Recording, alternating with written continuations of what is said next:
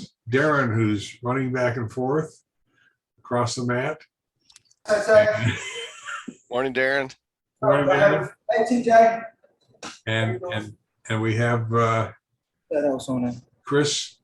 Hey, Chris. Hey, Chris. Good Back morning. with us. We have a crew of 4, and so let us get. What do you say? Are we recording here? Yes. Yes, sir. Where does it say I'm recording? Should be up your top left. Yes. Okay. Okay. So we are recording and we're online and we're going to get going here. We have.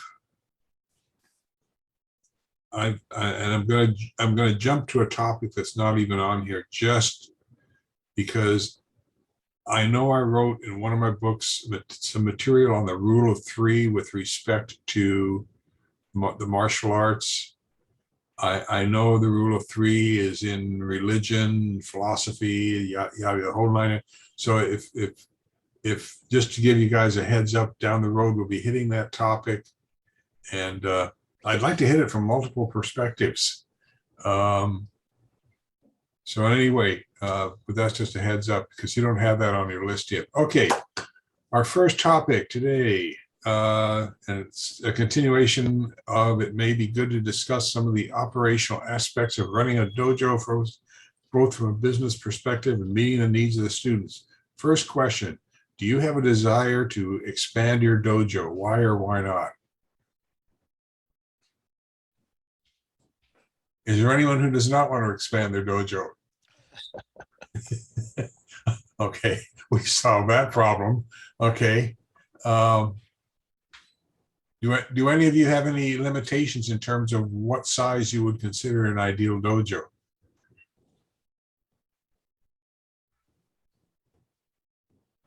Other than 30,000 square feet of mat space, collapsible walls. Well, in my scenario, Professor, we have 2. So we have a school program at the school where I'm principal and I teach, and that has a full-size gymnasium with access to all the student body once they hit a certain age, and then my private dojo is a space more like Darren's.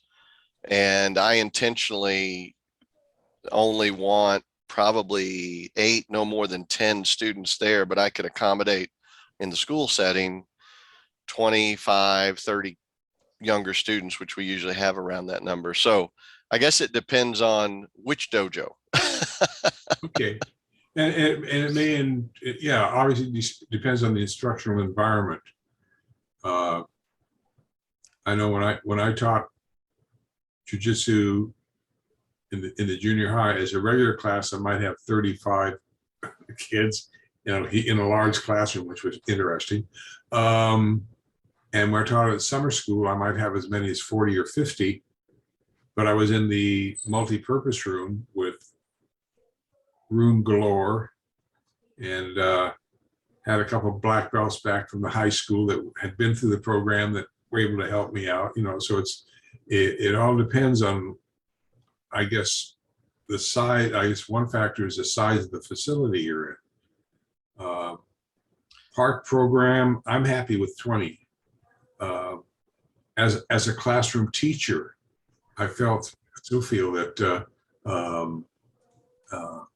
best class size for, in public school, wherever, is maybe 15 to 20 kids.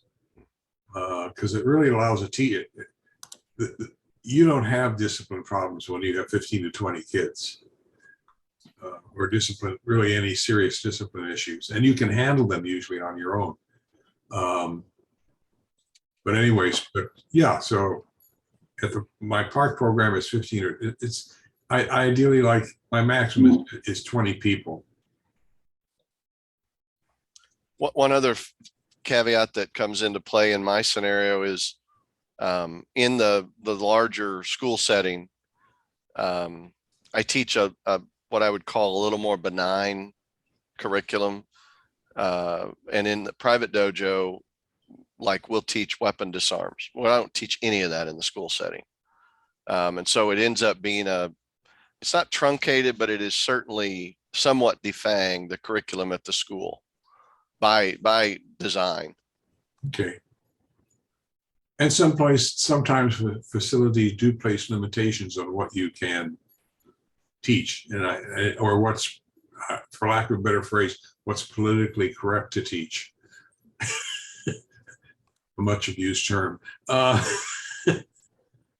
Anybody else have any other thoughts on expanding your dojo? You know, I kind of got the consensus that, and I don't like to use consensus, but everybody by their facial expressions agreed, yeah, I'd like to increase the size of my dojo. I can just throw in, George, that doing volunteer work for the AJA for the last several years, there definitely is a group of sensei who have little interest in expanding the size of their classes, and intentionally keep them small. Then will, I guess, won't exactly be turning away people, but just not reaching out, not being receptive to kind of the sense that people may want to come. They want to keep it small. That's probably the more rare side. The ones who seem most interested in getting people will emphasize children. We'll have a lot of children coming to the dojo, and I'm guessing a lot of them don't stick, but that's where the major numbers seem to come from in the most commercial dojos. Okay. Take a moment to welcome Tyler. Oh, thank you. Thank you. This is his first time, so eventually, yeah, hope you'll speak up if you have any thoughts. You know, don't feel intimidated, because we all treat each other as equals here, and I'm probably the oldest and most decrepit one here, so don't let me intimidate you. And not to pick on people, but Chris has a unique ability to summarize stuff extremely well, and synthesize everybody's thoughts. And Tom brings up new issues, and Darren is in Louisiana. He keeps us on our toes. And TJ, he makes sure we stay proper. Anyway, so okay. What do any of you do anything for marketing or advertising your dojo, or that works?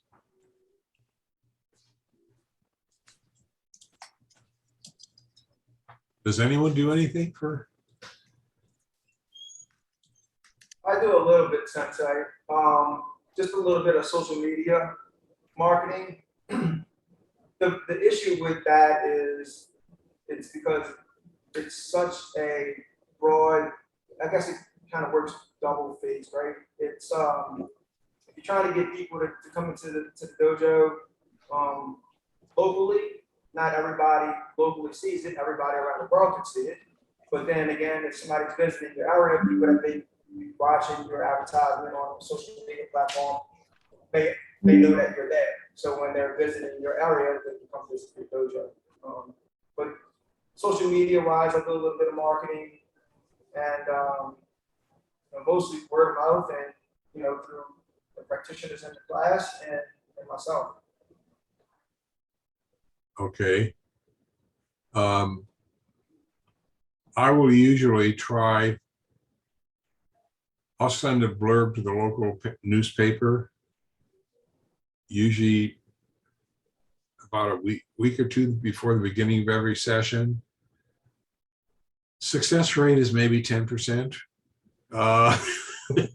No, you include it. I think it really depends on what pictures you include with. If you don't include pictures to your local paper, you're dead meat as far as pushing your program. But if you have a couple of good pictures, for them, it's anything that sells a newspaper. And they like to, if you do that, make sure what I did, it's in my participant release from decades ago. Make sure you have a photographic release for everybody that gets on your mat. That's part of my participant release, because sometimes newspapers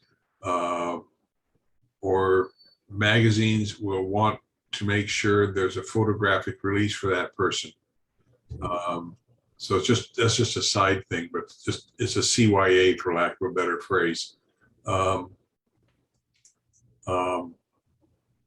Some radio stations will have a thing where you can submit public service announcements. And if you work for a community agency, that's a lot easier. But again, the success rate of that is probably less than what you get from sending stuff to the local newspaper. Our city fortunately mails out a quarterly magazine with all classes and programs to everyone who lives in the city, and it's also available online. So that's probably our best advertising. And the city is very business oriented, so that is paid for by commercial businesses actually paying for advertising in their quarterly seasons magazine. So that's another alternative. Your students are probably your best salespeople if you can get them to do it. And it's just, if friends ask them about if they're taking a martial art, they can say, yeah, I'm taking Tyler's class, and he's a phenomenal instructor. He's very understanding and patient. He's so knowledgeable. I think I could spend my entire life there, and I'd never learn all the things that he has to teach, and the class is enjoyable. If you get your students to put out, they're your best PR. And does anyone have any other suggestions? Or I've tried brochures, they're almost useless. Flyers are almost useless. Yeah, I'm wondering if Pardon? Yeah, I'm not sure. Sorry, I think I'm getting my connection's a little unstable. I'm not sure if you can hear me, but I think there's a distinction that we need to draw between dojos that just want to get students in the door, often young, who don't necessarily stick, who may be there for a few months and then just move on, compared with dojos where they have people coming in consistently, but they have a much higher rate of them sticking and them reaching Udansha level. And those dojos may have fundamental differences, but that we often will judge based on numbers purely. I know in the AJA, you can see between 30 and 35 dojos and how many students there are in each one, but that doesn't reflect immense turnover that likely happens there versus other dojos where there may be 20 or 30 students who have been there for 20 or 30 years apiece and all have advanced rank. And to me, those dojos are trying to do different things and recruiting a different sort of person. Okay. I found, and I'm restarting my dojo from scratch this time, because we had a two-year forced hiatus due to COVID.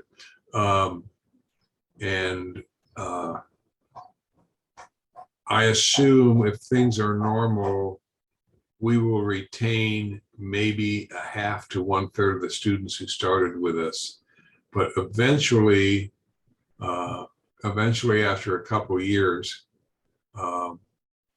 my hope is, and the way it should turn out, is that we will have a very high retention rate, and the class will fill up to 15 or 20, and there'll actually only be room for maybe 3 to 4 new students. And those students do get a lot of TLC from the upper belts, because the upper belts, like I said, your students are your best advertising. The students realize the value of the class and the value of what you as a sensei are doing, and they want to have other students in the class who can become as experienced as they. It becomes more of a family, and it because if you can train with a more advanced student, you learn better too. So you know, there's a lot of self-interest that goes around, but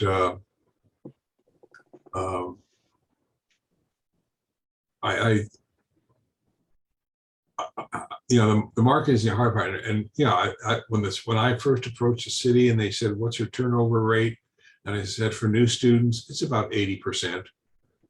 And they were kind of shocked. And I said, "But the 20% that stay for, you know, 2-3 years at least." And so ultimately, the program has a very high retention rate. So anyway, they were okay with that. But does anyone else have a significantly lower dropout rate? I mean, that would be a good question to ask. Because if you're doing something to keep all your students, I want to know.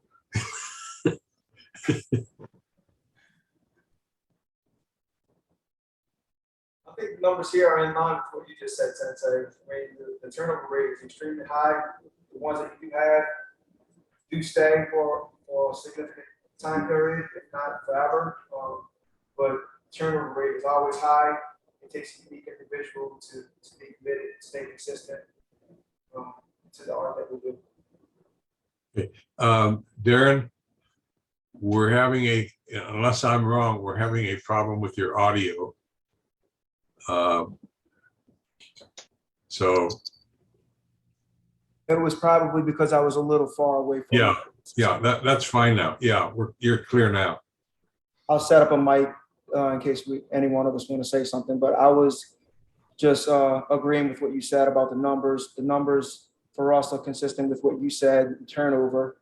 You know, the turnover rate is always high, but the people that do stay, they're here for some time, if not forever, and they're committed. Yeah, I mean, I've had some students that are with me for, you know, several years, and I mean, that's the key to, how do you say, being a happy sensei, is to having a lot of senior students, because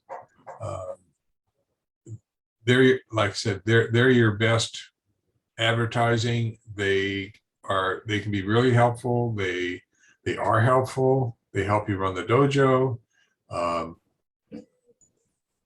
And they serve as an excellent example for other students as well. Okay. Just one more, not to go on forever about this point, but there's also another essential connection sometimes I see between some students will be personally loyal to a sensei because they like each other, or there's something social, or they've grown up together, where they'll stay with the dojo because of that personal connection. Other students may be just more committed to jujitsu, so they may switch dojos and stay with Budoshin, but just go from dojo to dojo. So you have to look at different motivations. I think some people will stick it out with one person because they just like that person and they're personally committed or connected to that person. Yeah. I mean, every instructor has a distinct personality. Every instructor has a distinct teaching style, and students will be drawn to one person or another for a variety of reasons. Last Tuesday's class, and two other black belts, we were all teaching the same technique. And we had divided the class into 3 different groups by belt division. And it's all of us were teaching the same technique differently. And this initially caused some confusion among students because one of them asked about it. And my response was different to them, was different teachers will teach the same stuff differently, as long as ultimately you get to the same goal, that's okay. Because different people, different people will teach the same stuff differently. And, you've been in school and you've had one teacher teaches something one way and another teacher teaches the same thing another way. And one of them probably works better for you. So yeah, different teachers that have different personalities, and students are attracted to that personality, or they like the way something is taught. So yeah, I mean, that's a factor. And I'm not saying an instructor has to, for lack of a better phrase, be kissy uppy to his students, because that'll lose students real fast. My first junior high school principal said that the toughest thing for any kind of a teacher to do is to walk the fence between being too strict of a disciplinarian and being too friendly with the students. And the key is to walk the fence. And if you're a good instructor, you have to be able to walk the fence, so to speak, regardless of what you're teaching. And your students will respect you for that. So, okay. What are you doing for yourself to expand your martial arts skills and business acumen?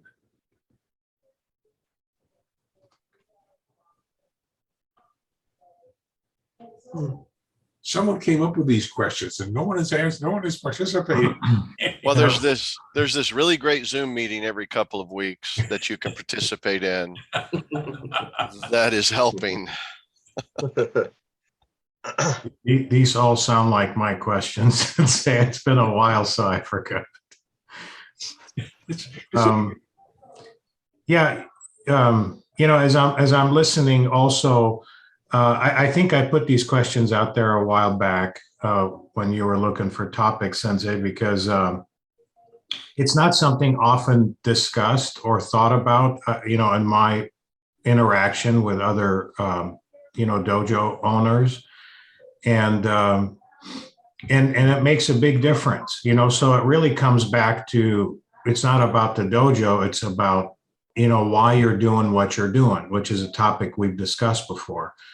Because if you have kind of an objective in mind to why you're doing something, and sometimes, we start with a thought and an idea, but over time it kind of gets lost and our purpose changes too.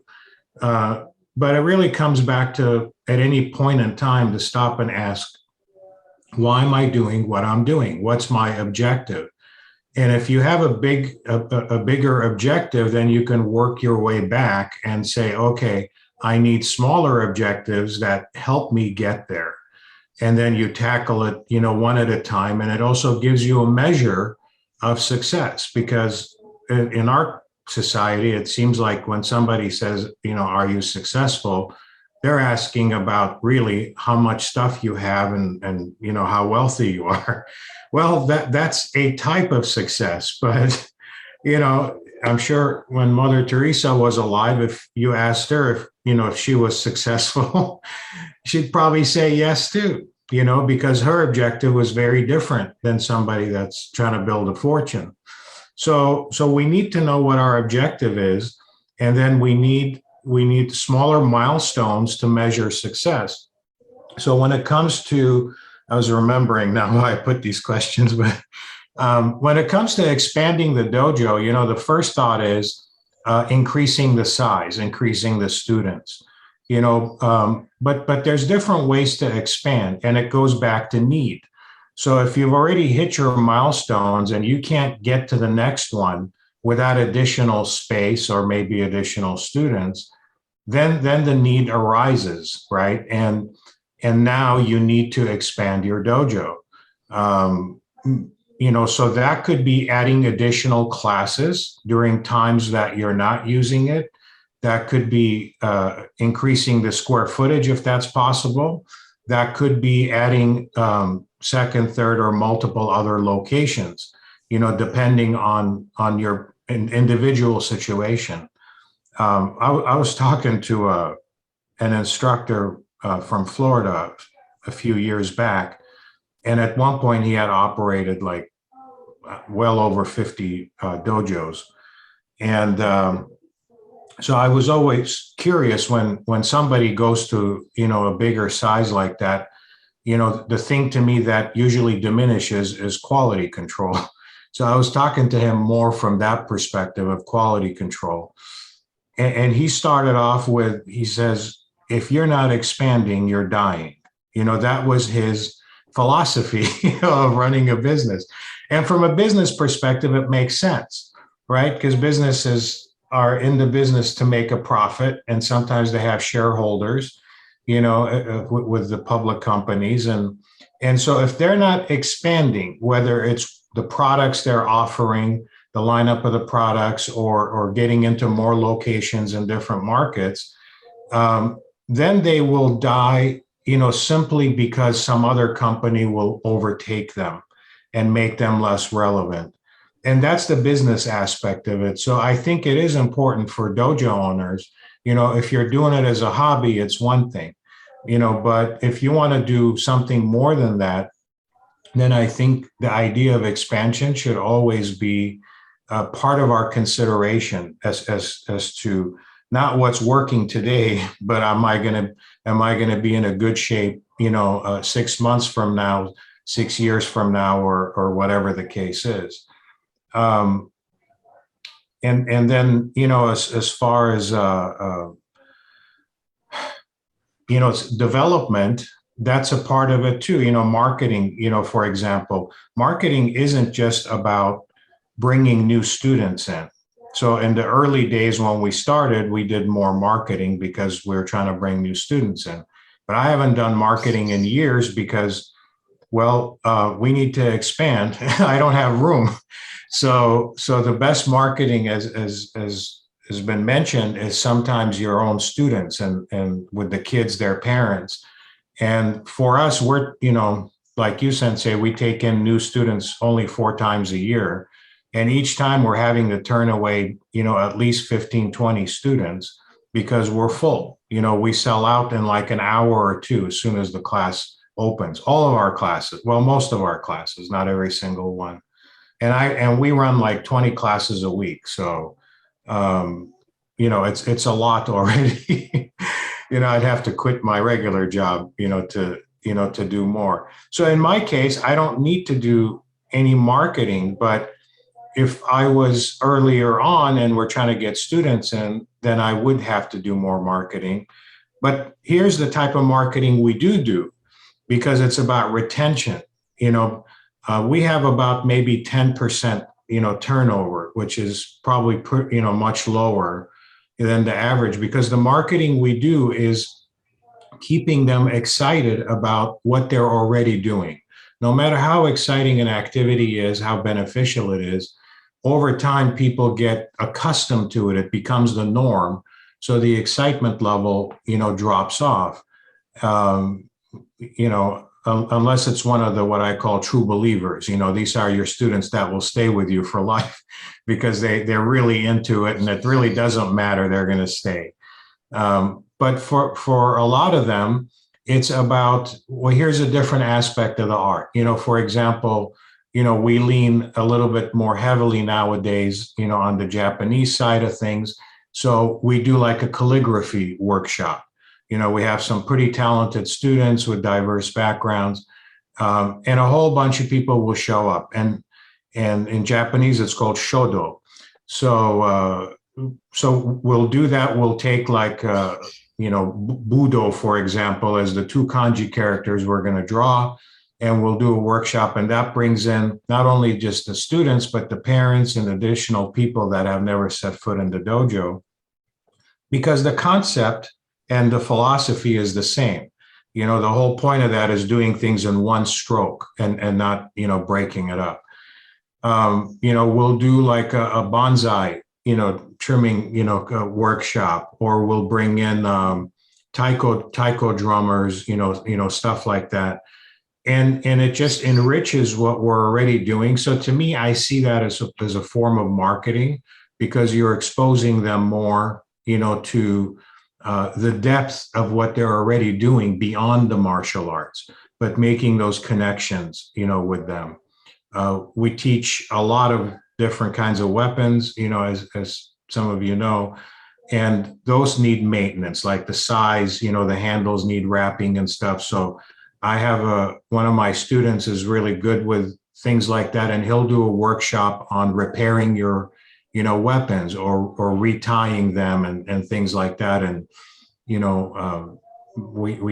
bring in the materials, we charge a small fee, and then they'll spend a couple of hours, and everybody comes out with their own kind of custom, well redone, weapons maintenance. So that's the marketing, right? It's not just about bringing new students and sending out brochures or this and that. We do social media. We're starting to do more, but again, it's not to bring in new students, is just to generate excitement, more for our existing people rather than new people, as things they can share with their families and friends, to show how excited they are about what they're doing, and everybody kind of gets, behind that. And for self-development, I would hope everybody's doing something, because again, it's the same type of thing. I think the analogy I've used before, it's kind of like going uphill, pushing something heavy. And that's how it needs to be. You always need to be going up, and it needs to involve, a work. That's how you get better. You can stop, but you can't rest too long, because that heavy boulder or whatever it is going to start rolling back on you, right? So again, you're either going up or you're going down. You can't rest for very long in the middle. And you may retain, the knowledge of your skills, but if your body and mind can't make it happen, then the usefulness of that is going to be limited. So I think we always need to find ways to keep ourselves, strong physically, mentally, and we don't necessarily need to keep learning more new things, because volume is, it's like fast food sometimes. It doesn't mean it's necessarily a good thing. It can become a burden, but we do need to get a deeper understanding of what we know. And it's more of a refinement process. So that's kind of, I think that's why I threw some of those questions out there. And every person, every dojo is a little bit different, but that's where we're at for us. I'm constantly looking at, how can I expand without, without sacrificing quality, because it's not good to keep turning away a whole bunch of, one or two people is one thing, but once you get into a whole bunch of people every time, it's not good. Initially, it's okay, because that generates marketing too. It's like a club you can't get in, and everybody wants to get in. So it's like a frenzy. But I don't want it to be that way, that they shouldn't have to go through that type of experience. Okay. I wanted to really compliment you, Chris, on everything you just said about expanding the experience of being a long-term member of a dojo into something more than just the practice of jujitsu, and bringing in like something like calligraphy or something having to do with Japanese culture, or things that expand beyond just the purely self-defense part of what we're doing. In my experience with a number of dojos, not just jujitsu dojos, but in all sorts of cultural backgrounds, Korean or Chinese. I've studied Japanese swordsmanship, and so I have a pretty broad exposure, and it's only a minority of these dojos that take the time to get into something like in-depth background about why how Japanese swordsmanship developed, how significant the katana is in Japanese history. And I think that's absolutely critical for the longer term students and the committed the committed people you have in any art to gain that deep understanding of the art and get more out of it than just the more practical self-defense side. With something like Japanese swordsmanship, because you're not using a sword for self-defense actively as a practical street weapon, it has to have some cultural background to make it an interesting practice, to make your the flexibility and the sense of mindfulness you get with iaido, which is the pursuit I'm talking about. There has to be something else to that besides just the physical side. And that's what a lot of dojos are missing. So I compliment you on bringing those external, more spiritual or intellectual aspects in. Yeah, sometimes what I will do along this line is usually between official sessions, we have anywhere from 2 to 4 weeks, which as far as the city are concerned are called makeup classes. But I will usually tell my students, okay, this intersession, we'll concentrate on one specific area. It may be jute, it may be meditation, it may be just something different. Because that's what makes, you get used to the jujitsu stuff.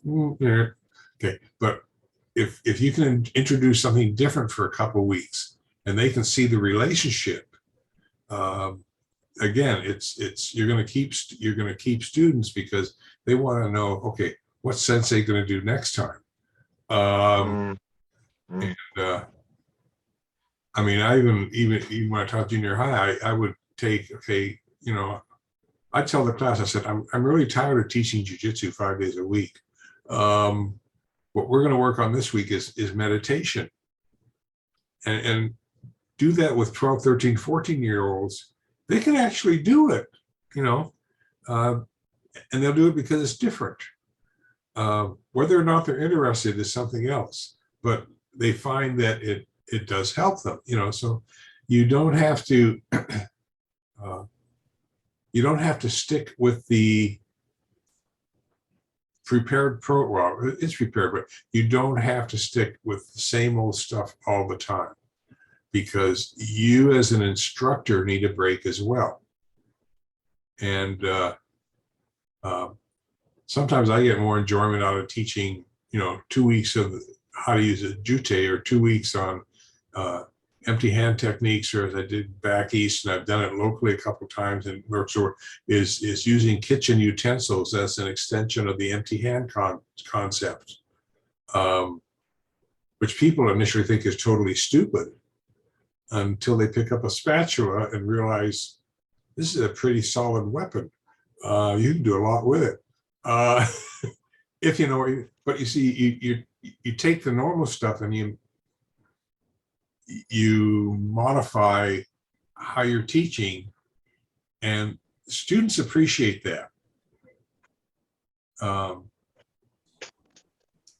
So anyway. Well, I think that the boulder analogy of continuing to expand the head sensei's experience or instruction, or whatever the continuation of what they want to do, certainly helps the shodans that just get that belt, or the nidans that want to go, what's next?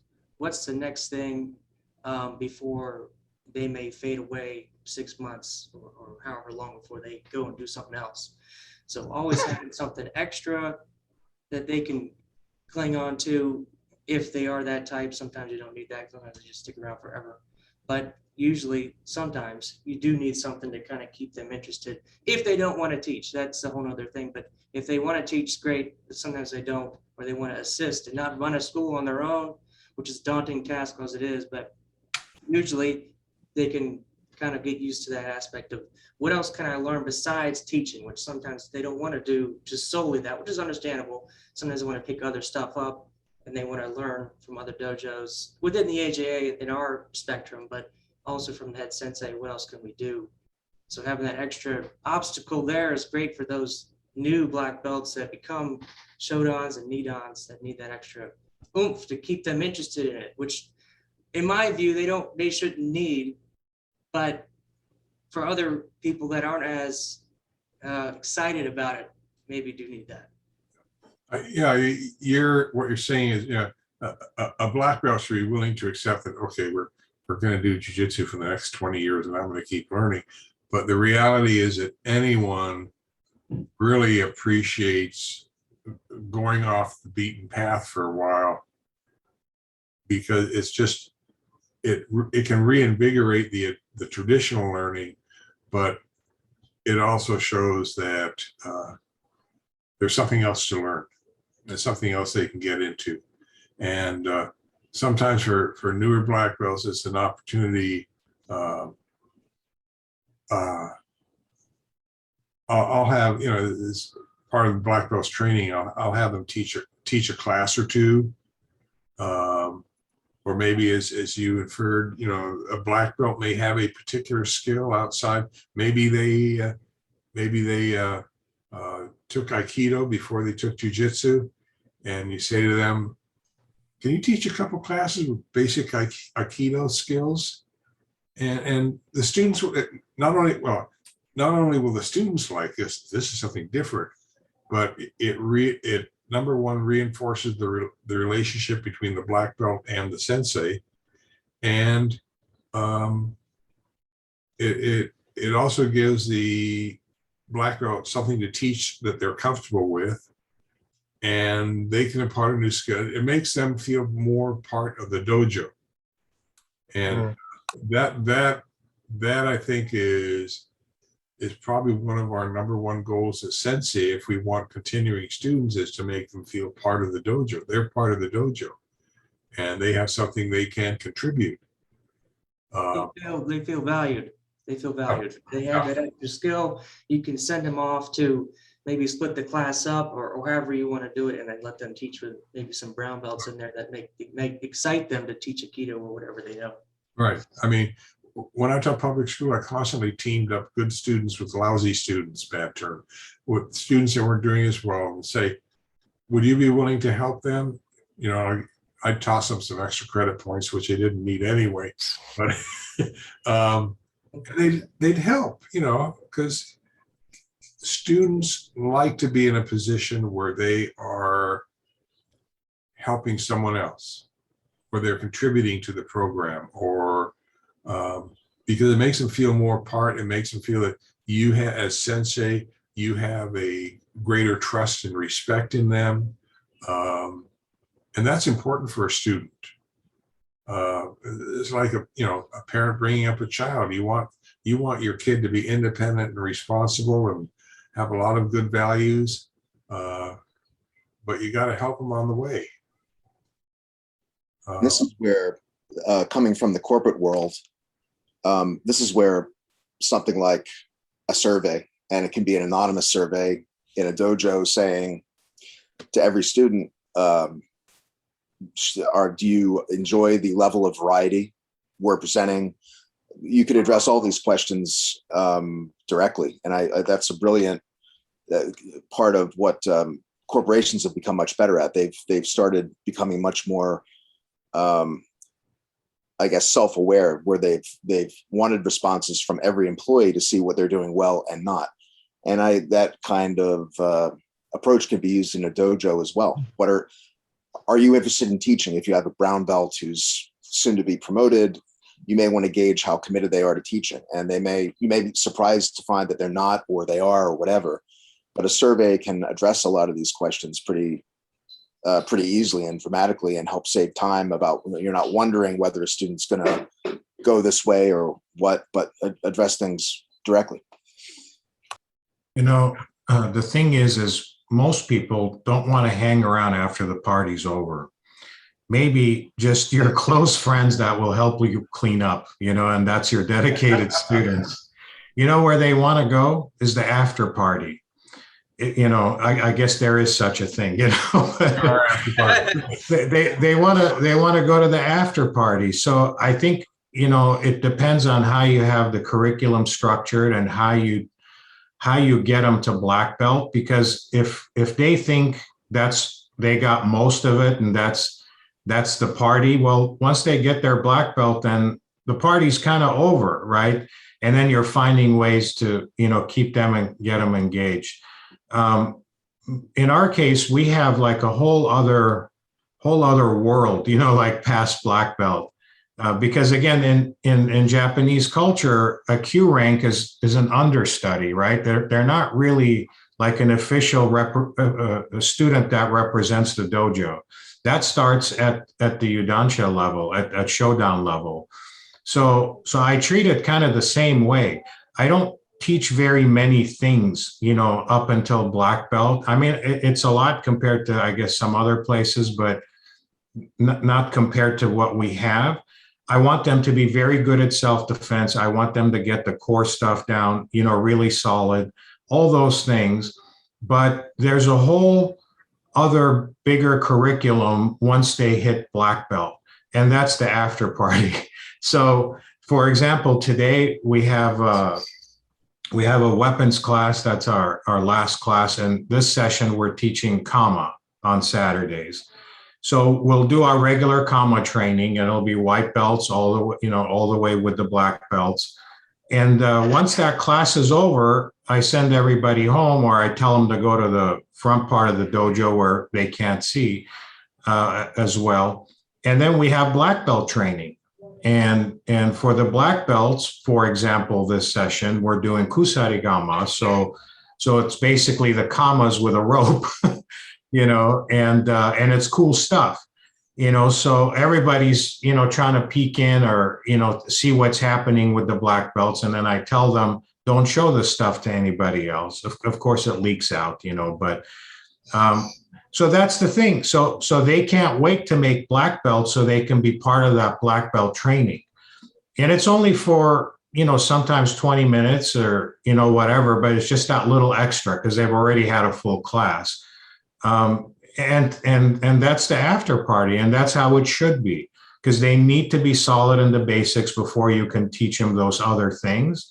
So as much as like it's hard, you have to resist the temptation to do it earlier because it's exciting. You want to do it too, but you just have to reserve it and then just do it for the black belts. And I found that's a good way to help, and to me that's the right way to do it anyway. Okay. I don't know if that helps, but. Well, I agree with that. I think that there's if you want to compare it to, eating courses of meals, it's the dessert that maybe some people forget to have, that the extra little bit at the end, maybe 5-10 minutes of this extra little piece. Wait, can I show you this over here? And it's it's just a little small thing, but they might go, oh, that was really nice. I might have to try that later on somebody else or whatever. But they always do leak out, and usually the black belts, the lower tier will definitely, appreciate that. So I understand where that comes from. Yeah, you've got to have, you have to have, it doesn't matter what you teach. You have to have something extra for those students who have reached a certain level or excel, so that there's something that they can still grow with. Yeah, they earned their place. So Right. now they are, they deserve that extra, Right. Yeah. And I think that's regardless of, regardless of what you teach or what you do.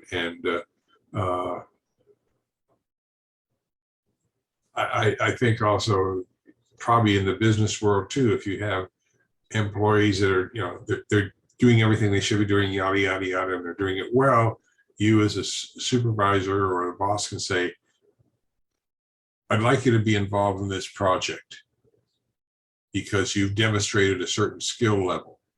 And most employees, I would think, will latch onto that because it's on the one hand, they're learning something, but they realize they're more important than or I would say more important, they've reached a certain level of importance or recognition of their skills. And it's essential to keep developing that. And so we all have our different ways of doing that. Now, if I do seminars, or I'll usually limit it to either brown and black belts or just black belts. And occasionally I'll get someone who, really pleads with me and shoves me several $1,000s under the door, no. And you to an extent as an instructor, you also have to be, for lack of a better phrase, you're selectively rewarding students for their development of a certain skill level. And that's okay. And if other students reach that skill level, they get included. And as long as those students realize that it's not, I like you, so you're getting to take this special class with me, but you've reached a certain skill level, therefore you are qualified to, it's a whole different ballgame. Because then it's really up to them whether or not they want to be involved at a higher level, rather than a matter of you liking them or them slipping you a few $1,000s or whatever other nefarious rationale they can come up with. So anyway, yeah, I think that wasn't one of our topics, but that was interesting. Okay, so I don't know how I don't know whether Tyler segued this into that, or I think it was Tyler. That's okay, Tyler. This happens a lot in these discussions. We get someone will bring something up as a side issue, and it becomes okay. We'll consider this, and okay. We're still dealing with Chris's questions, epic questions. And this one is different. It's okay, Chris. You don't have to do them all. No, they're good though. It's been a few months. Okay, if you want to do that, we'll move the. Do you want to do? How do you see martial arts in 10, 20 years from now? Yeah. Or do you want to leave that for a later topic? Raise your hand if you want to deal with it now. Okay. That may be challenging one. Okay, let's take topics D and A and move them down somewhere. Okay. Because in 20 years, I don't know if I'll be here. Hopefully. Okay. Number 2, I think we already killed. How do I get free local newspaper publicity advertising for my dojo? I think we touched on that already, and it's just you try and don't hold your breath. Black belt issues. Is promotion to Shodan just a measure of physical skills, or are there non-physical qualities that go into considering a person for promotion to Yudansha grades, such as a certain maturity in the art? What does that mean? Desire to teach, whatever else. Okay, so Well, I guess I can start that if you want me to start that. You want me to start to go first, or?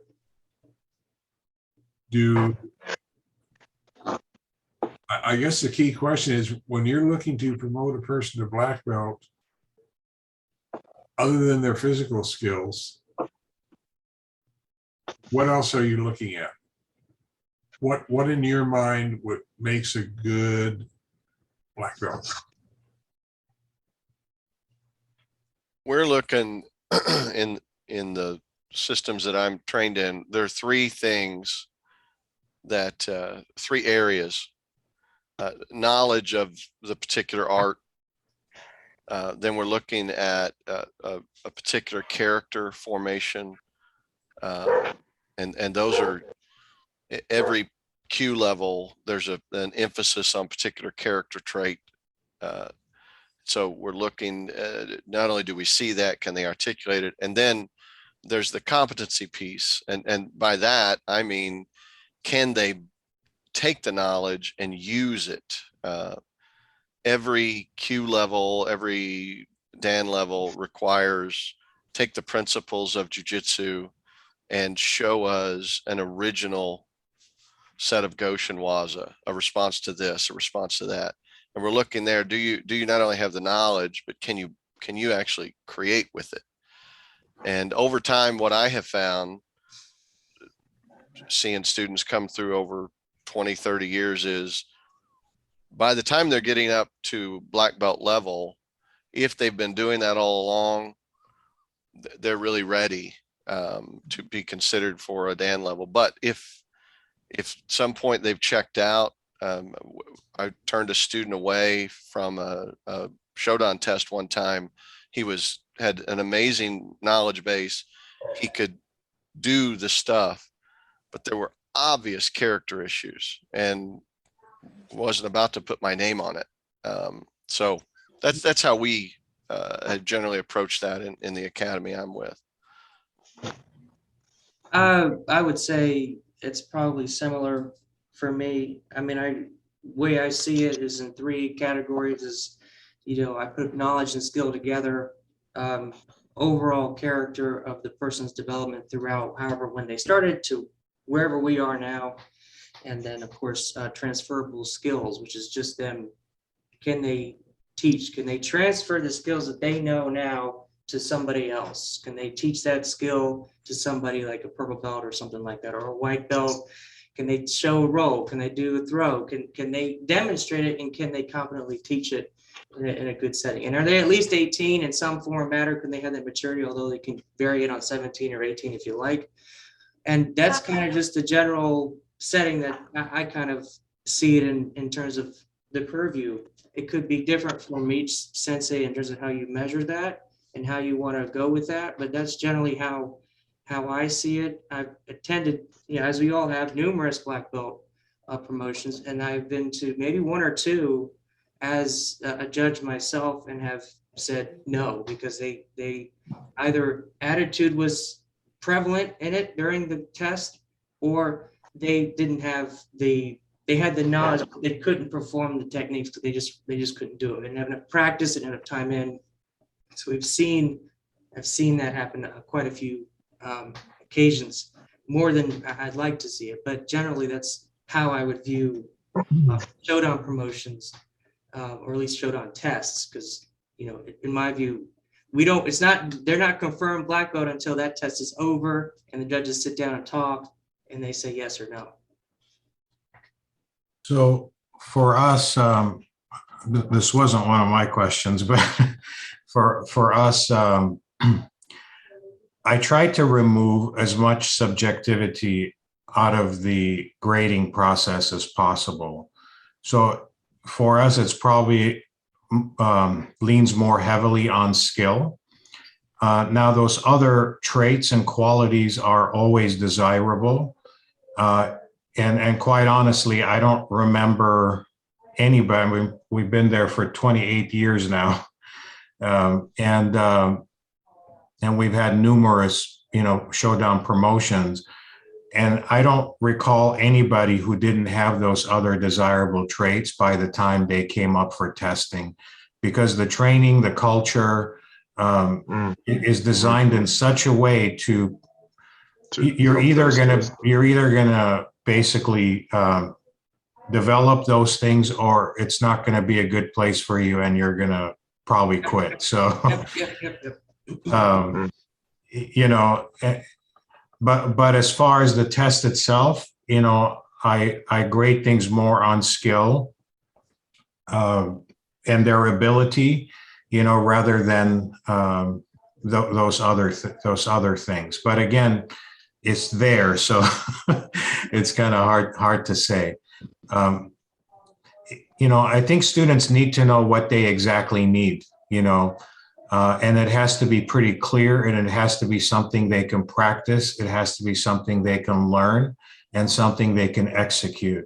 My concern sometimes with these other, types of grading methods is it really depends on who's up there, kind of judging you.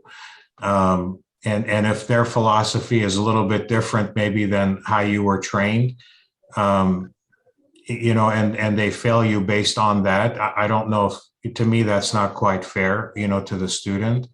But then again, I don't really invite other instructors.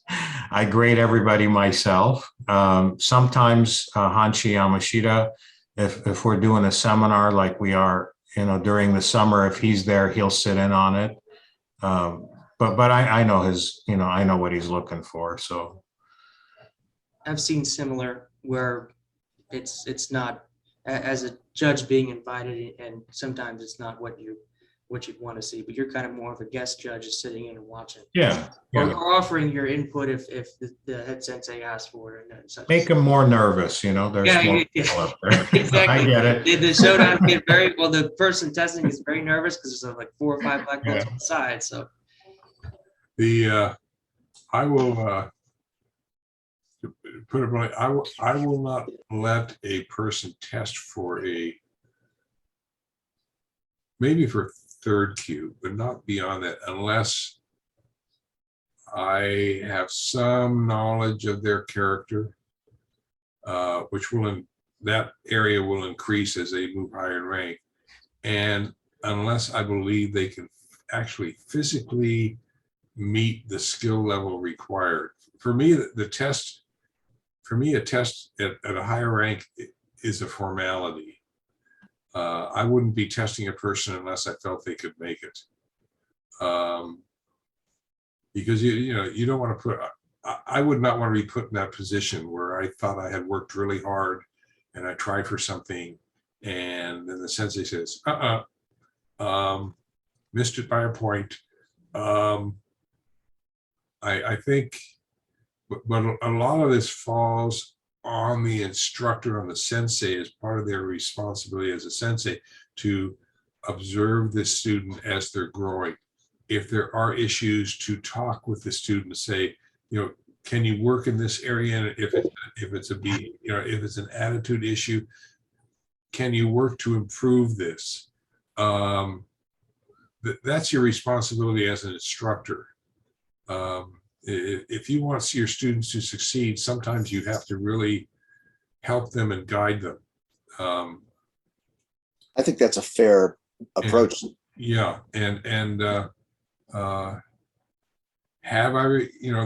There are some people that I have not promoted because they had, for lack of a better phrase, certain attitudinal issues, and other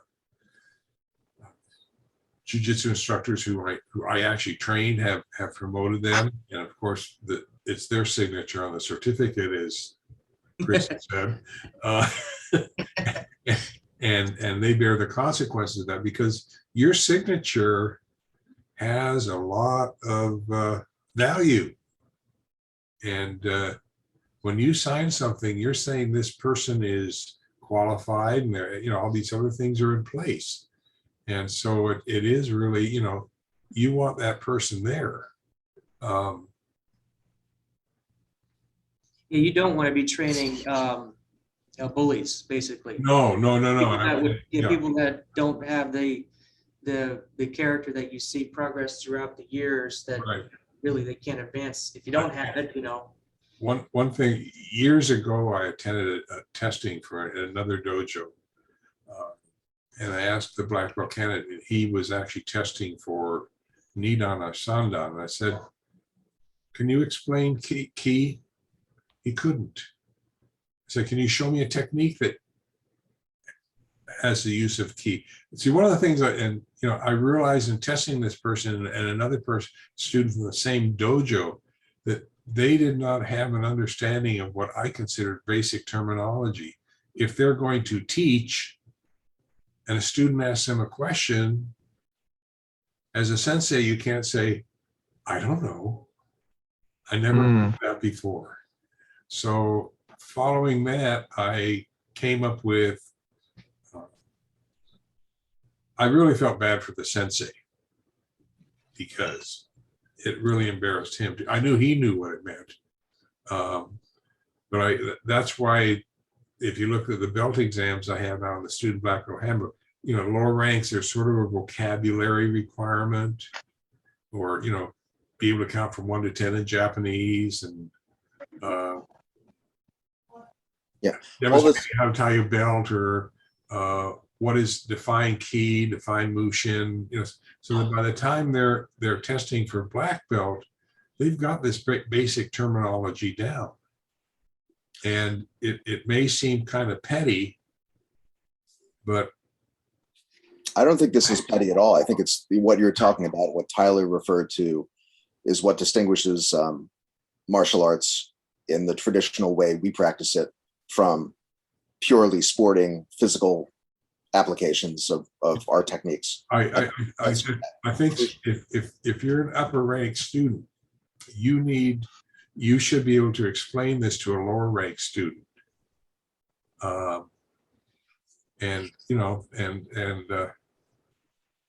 Some people got upset with, some instructors actually got upset with me for making that a requirement.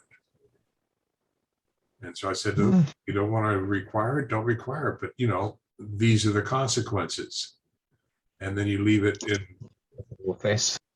their box, so to speak. They sometimes if you let someone make a decision, they ultimately figure out what the right decision is.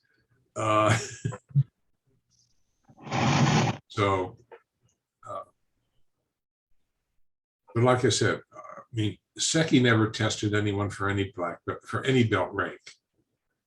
Once a month or every couple of months, he'd walk around a class at the end of the month and say, "You're a green belt, you're a blue belt, you're a purple belt, you're a third brown belt.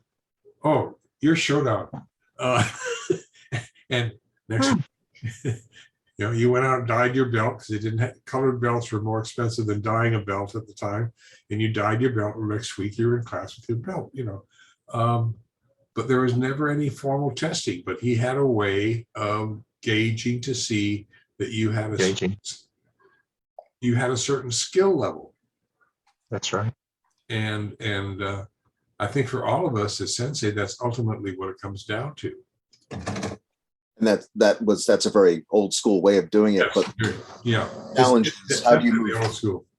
You fortunately have codified so much of what Seki did, and now there is more structure to it, because it's how do you pass on that level of knowledge, that subjectivity that goes with your green, your brown, that's not as easy to distribute or perpetuate as something with clear boundaries. I would say it helped to standardize it and commercialize it, so that way we can all look at it and go, okay, this person knows this much at least. Right. And I've had some sensei take my requirements and modify them and change some of them, move some of the techniques around, and sometimes they'll ask me if it's okay, and I say yes, because who am I? By the time the person's at black belt, they've all covered the same material anyway, and so you have to. I found that, and part of this is probably from being a school teacher, I found that students have different ways of learning. They pick up the same skills at different levels, and you have to allow people the flexibility to maybe do one thing before the other, even though it isn't the way you would do it.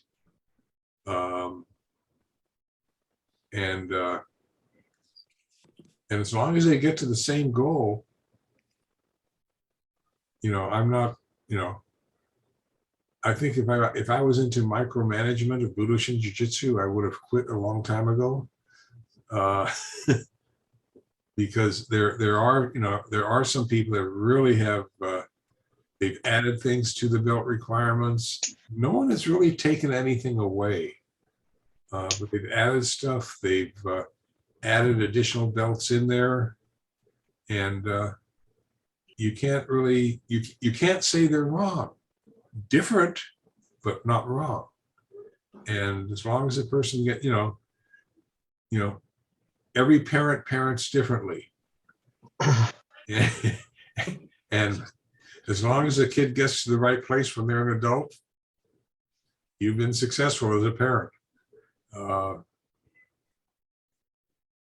There are a lot of books written on parenting. And a lot of parents seem to survive without them. And I think the same thing applies to sensei and teachers and everyone else. Maybe it's also worth contrasting excellence in other combat sports, and I use the word sports carefully in that I'm thinking of boxing or mixed martial arts, and you contrast some of the best competitors there with advanced martial artists in traditional forms that we use, and the ethical qualities are often really missing in top boxers or top mixed martial artists. And it's a glaring distinction. These people with tremendous physical skills have often little, emotional self-control or other qualities that we like to think we're developing in traditional martial arts. And it's a stark contrast to me. And what